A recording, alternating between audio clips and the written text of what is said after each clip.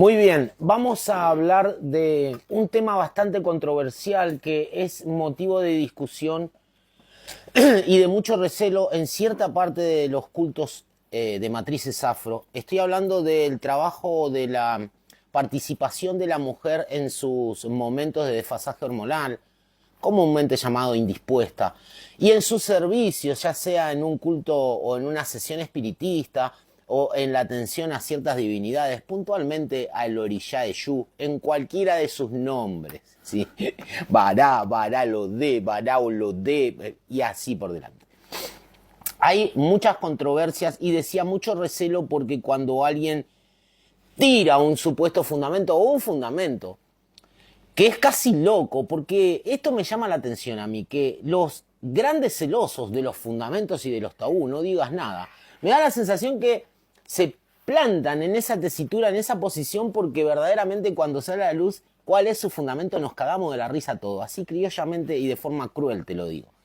Porque son tan descabellados, tan ridículos, y pasan propiamente por una, o me da a mí la sospecha que brotaron esos fundamentos de la interpretación de una persona muy limitada intelectualmente, y que esto es así por la cosmovisión, por la cultura y por el año, por el tiempo en donde se interpretó que la cosa sería así.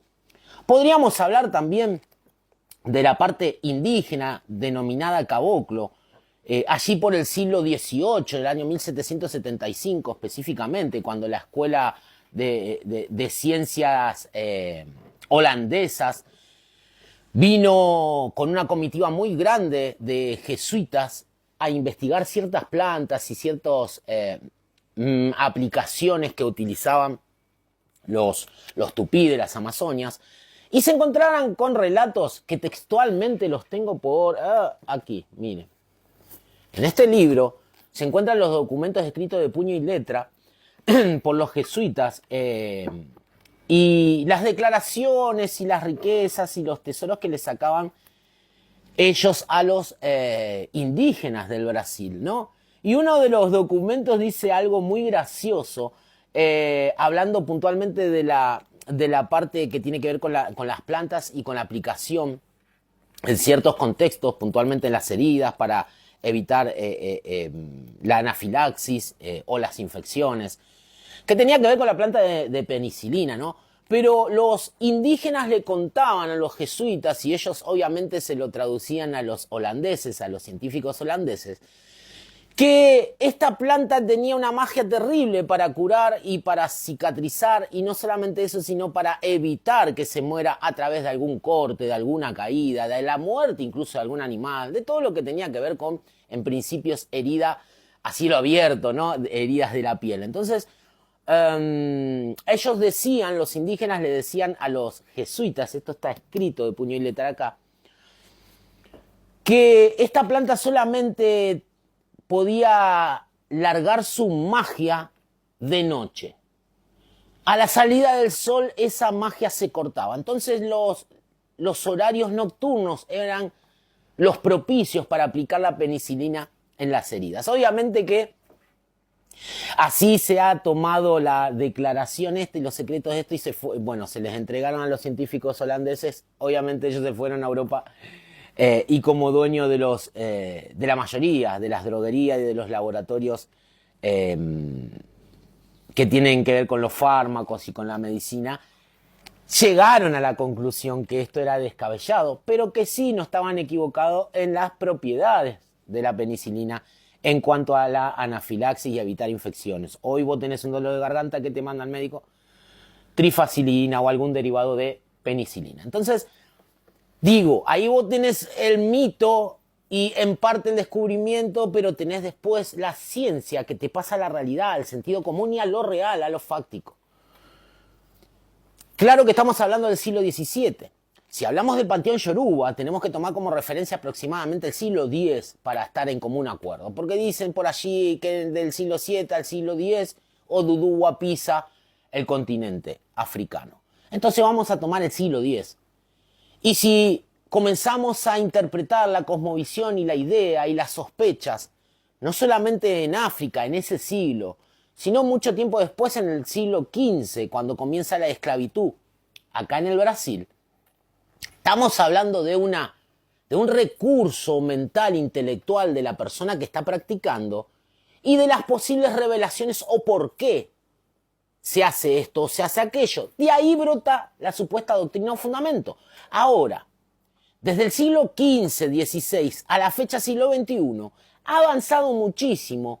No solamente la ciencia, estamos en plena revolución tecnológica, sino que el desarrollo intelectual, la parte evolutiva, humana, intelectual, ¿sí?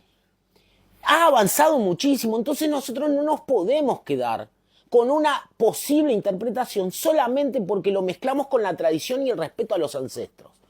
No tiene nada que ver el respeto con los ancestros, la honra a los ancestros, con dejar absolutamente todo congelado y no avanzar en el tiempo, no avanzar en la razón y despreciar absolutamente todos los que de forma insultante dicen algunos celosos ignorantes, lo librito, lo librito. No podemos despreciar eso. Si no, dejemos los celulares, dejemos los automóviles, dejemos los medios de transporte, no se tomen avión.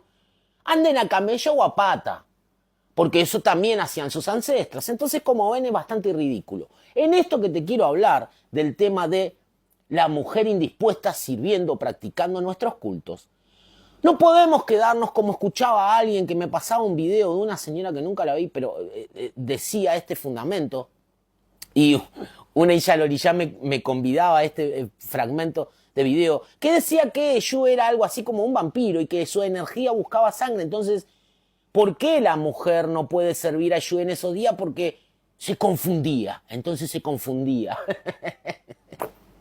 Una cosa que yo creo que ni Yayo hace un chiste tan pésimo y tan de mal gusto. A cualquiera que se lo contemos de la sociedad, no pasa ni el más básico razonamiento. Es decir, nos manda directamente un psiquiátrico. Y no podemos justificarnos en decir, bueno, son nuestros secretos. Es nuestra fe, nuestro mito, viejo. Porque acá no hay ni mito ni fe, o sea, no tenés absolutamente sentido común. Entonces, si no hay sentido común y contacto con la realidad, cosa que si tomamos como referencia al mito, podemos ir al mito egipcio, como a través de una ficcionalización explicaban su cosmovisión y cuestiones que eran aplicadas luego a su sociedad. Es decir, siempre en el mito hay una dosis muy puntual, aplicable y viable en la realidad, en la sociedad, es decir, de sentido común. Entonces, lo que se tiene no es un mito ni son fundamentos, sino es un delirio, una neurosis. No pasa por ahí. Tenemos que dar una explicación de un fundamento verdadero. La mujer, todos saben, o al menos supongo que lo saben, que ya de por sí, sin tener esos desfasajes hormonales, tienen en el día de 6 a 12 cambios hormonales, microcambios hormonales, que afectan su ánimo, que afectan sus emociones, sus pensamientos y su biología. Y en esos periodos puntuales se quintuplica esta situación. Entonces no solamente hay mujeres que la pasan verdaderamente mal, como levantar temperatura, hemorragias muy fuertes, bajones de presión terribles, sino que en la parte emocional está tan revuelta y tan alterada que obviamente se aconseja no entrar en contacto o al menos cuidarse con las relaciones exteriores, no solamente de los que conviven, sino con la parte espiritual también y energética. Porque si imagínate que estás en una grave crisis y lo primero que es aturdido es tu conocimiento, tu dominio propio y tu yo interior, ¿cómo yo te voy a exigir que tengas una relación espiritual o espirituista externa? Entonces eso es el fundamento básico. Después pueden sobreedificar, pero siempre no pierdan de vista el sentido común.